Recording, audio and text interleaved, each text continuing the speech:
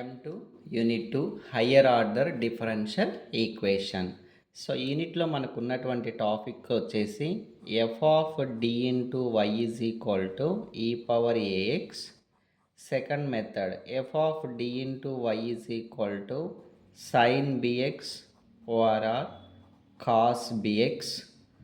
Third method f of D into y is equal to x power k. Fourth, f of d into y equal to e power ax into v. Fifth case, f of d into y equal to x into v. Sixth one, method of variation of parameters. Method of variation of parameters. Seventh method, Cauchy-Euler equation. Eighth one Legendre's equation. ఈ 8 cases ఉన్నాయి మనకి unit 2లో ఉన్నటువంటి topics. వీటన్నిటికీ general solution వచ్చేసి y is equal to CF plus PI. So CF అంటే complementary function అంటాం, PI అంటే పర్టిక్యులర్ ఇంటిగ్రల్ అంటాం.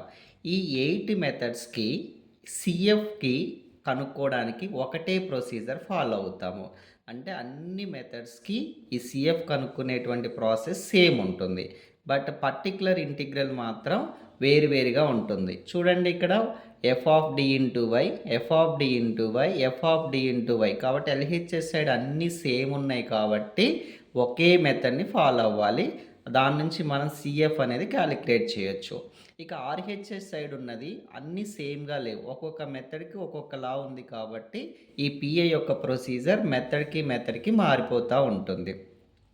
నెక్స్ట్, ప్రతి క్వశ్చన్ కూడా మనకి క్యాపిటల్ డి అనే లెటర్లో ఉండాలి. దానిని ఆపరేటర్ ఫామ్ అంటాము. ఒక్కొక్కసారి క్వశ్చన్ మనకి అలా ఇవ్వకుండా స్మాల్ డి బై డిఎక్స్లో కూడా ఇవ్వచ్చు. Small D by DX is nothing but capital D అని రాసుకోవాలి. D square by DX square అంటే క్యాపిటల్ డి స్క్వేర్ కింద కన్వర్ట్ చేసుకోవాలి. ఒక్కొక్కసారి వై డాష్ అని కూడా ఇవ్వచ్చు. వై డాష్ అని అంటే capital DY, Y double dash అంటే డి స్క్వేర్ వై. ఈ ఫామ్లోకి కన్వర్ట్ చేసుకోవాలి. అలా ఆపరేటర్ ఫామ్లోకి కన్వర్ట్ చేసుకున్న తర్వాతనే మనం సిఎఫ్ అండ్ పిఐ క్యాలిక్యులేట్ చేయాలి. సో సిఎఫ్ వచ్చేసరికి మనకి అన్నిటికీ ఒకటే procedure follow అవ్వమన్నాను.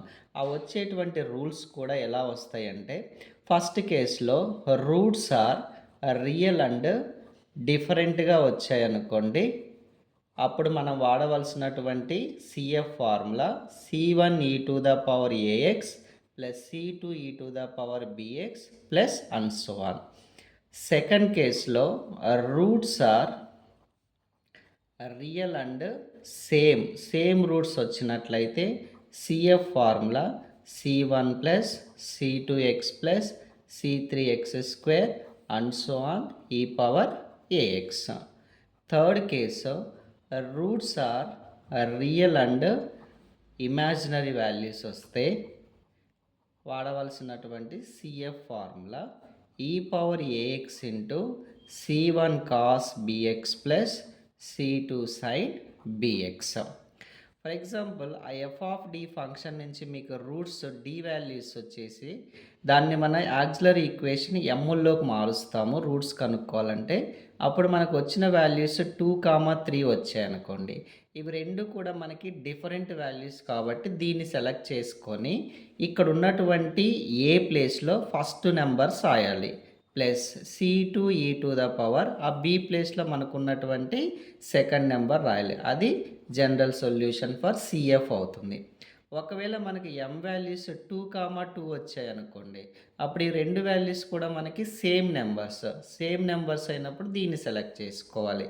So CF answer వచ్చేసి C1 ప్లస్ C2x. ఇక్కడ మనకి రెండు వాల్యూసే వచ్చాయి కాబట్టి 2 దగ్గర స్టాప్ చేసుకొని ఈ టు ద పవర్ ఏఎక్స్, ఏ దగ్గర మనకు వచ్చినటువంటి నెంబర్ 2 సబ్స్టిట్యూట్ చేయాలి. నెక్స్ట్, ఒకవేళ ఎం వాల్యూ వచ్చేసి 1 ప్లస్ ఆర్ మైనస్ i√3 అని వచ్చింది అనుకోండి, దీన్ని రియల్ అండ్ ఇమాజినరీ అంటాం. ఐ వచ్చిందంటే ఇమాజినరీ రూట్ అంటాం.